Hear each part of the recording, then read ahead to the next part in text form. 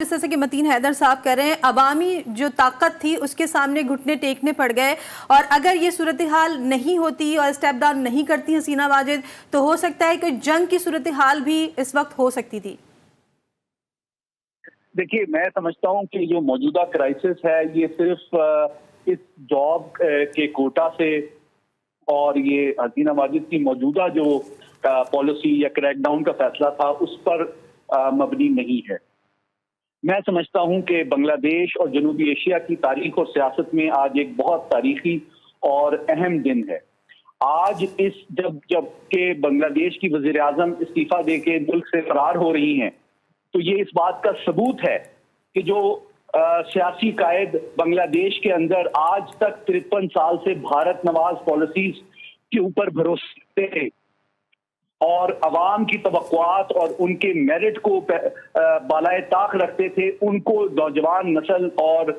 جو بنگلہ دیش کی عوام ہے اس نے ریجیکٹ کر دیا ہے، اور ان کا مستقبل جو ہے اب یعنی کہ تاریک نظر آتا ہے۔ یوں لگتا ہے کہ آج کی جو نوجوان نسل ہے بنگلہ دیش کی، وہ بھارت نواز سیاستدانوں سے نجات چاہتی ہے، وہ آزادی، خود مختاری، میرٹ کے اوپر جاب اور اپرچونٹیز کی توقع کرتی ہے، جس کو فراہم کرنے میں حسینہ واجد صاحبہ اور ان کی حکومت اکثر طور پہ ناکام رہی، اور اب جبکہ ملک سے فرار ہونے کا جو فیصلہ ہے وہ اس بات کا ثبوت ہے کہ ان کو پتا ہے کہ اب ان کی سیاست یہاں سے ختم ہو چکی ہے، اور اگر وہ استعفیٰ دے بھی دیں تو شاید ان کا اپنے ملک میں رہنا ممکن نہ ہو، اور یہ بہت اچھی طرح جان چکی ہیں کہ بھارت کا اثر و رسوخ اب بتدریج بنگلہ دیش کے اندر کم ہو رہا ہے۔ تو بنگلہ دیش ایک بہت بڑا ملک ہے، بہت بڑا اسلامی ملک ہے۔ آج ہندوتوا کا جو نظریہ ہے یا اس کو اپیزمنٹ کی جو پالیسی ہے وہ ایک بار پھر بنگلہ دیش کے اندر ان کی نوجوان نسل نے ناکام بنا دی ہے۔ تو یہ صرف حسینہ واجد کی شکست نہیں ہے، یہ بھارت کے ہر اس سیاستدان کے لیے ایک لمحہ فکریہ ہے جو بھارت کو اپیز کرنا یا بھارت نواز پالیسیز بنا کر اپنا سیاسی مستقبل دیکھتے ہیں۔ تو میں سمجھتا ہوں یہ نظریہ پاکستان کی جیت ہے۔ بالکل، نظریہ پاکستان کی جیت ہے۔ محمد علی صاحب، جیسا آپ بول رہے ہیں کہ یہ سب صورتحال ہے، اب کیا سمجھتے ہیں کہ جو طالب علم وہاں پر ہیں ان کی سیکیورٹی کے لیے کوئی خاص اقدامات کیے جائیں گے؟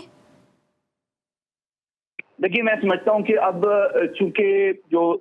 لیٹسٹ اطلاعات آ رہی ہیں اس کے مطابق حسینہ واجد صاحبہ ملک چھوڑ کے روانہ ہو چکی ہیں، تو اس سے یہ ثابت ہوتا ہے کہ ان کو پتا ہے کہ نہ صرف ان کا سیاسی مستقبل جو ہے اب ختم ہو چکا ہے، بلکہ وہ اپنی سلامتی کے حوالے سے بھی خدشات میں مبتلا ہیں، اور ساتھ ہی ساتھ یہ اطلاعات بھی آ رہی ہیں کہ جو نوجوان ہیں وہ سرکاری املاک کے اوپر بھی قبضہ کر رہے ہیں۔ تو دراصل حالات کو اس نہج تک پہنچانے کی جو وجہ ہے وہ یہی ہے کہ بجائے کہ وہ عوام کے ساتھ میرٹ اور انصاف کے بیسس پہ جاب کوٹاز آفر کرتی، بھارت نواز پالیسیز کو چھوڑتی، آج کی جو نوجوان نسل ہے وہ بھارت کے اثر و رسوخ اور جبر و استبداد سے نکلنا چاہتی ہے، وہ آزادی، خود مختاری اور عزت کے ذریعے سے سر اٹھا کے جینا چاہتی ہے، اور اس میں بہت سے ایسے لوگ ہیں جو کہ 1971 کے بعد بھارت نواز پالیسیز کے اوپر نادم ہیں، اور ان کو یہ احساس ہوتا ہے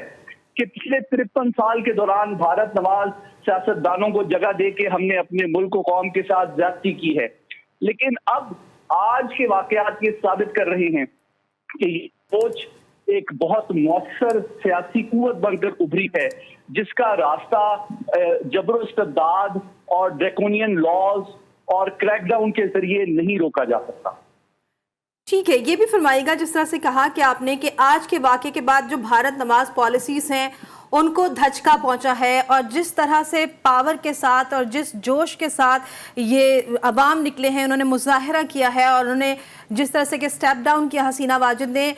بھارت نواز جو پالیسیز ہے ان کو کتنا بڑا دھچکا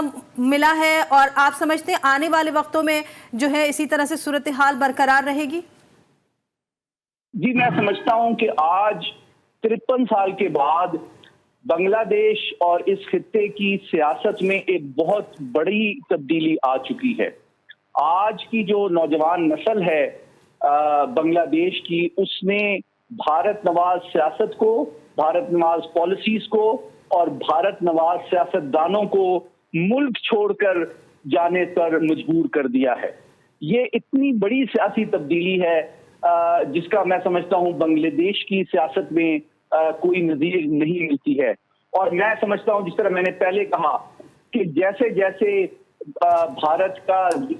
جبر و استبداد بڑھتا جائے گا، چاہے وہ مقبوضہ کشمیر میں ہو، چاہے وہ دہشت گردی کی سپورٹ سری لنکا میں ہو، چاہے دہشت گردی کی سپورٹ افغانستان میں ہو، چاہے دہشت گردی کی سپورٹ پاکستان میں ہو، یا چاہے لوگوں کو حقوق سے محروم رکھنے کے لیے کچھ سیاستدانوں کی پشت پناہی بنگلہ دیش کے اندر ہو، بھارت کا اصلی چہرہ بھی سامنے آ رہا ہے اور اس کی پالیسیز جو ہیں ریجنل ہیجمنی کی اور انٹرونشن کی، وہ اور سیاسی مداخلت کی، وہ بھی جنوبی ایشیا کے ہر ملک میں بتدریج لمحہ بلمحہ ناکام ہوتی ہوئی نظر آ رہی ہے.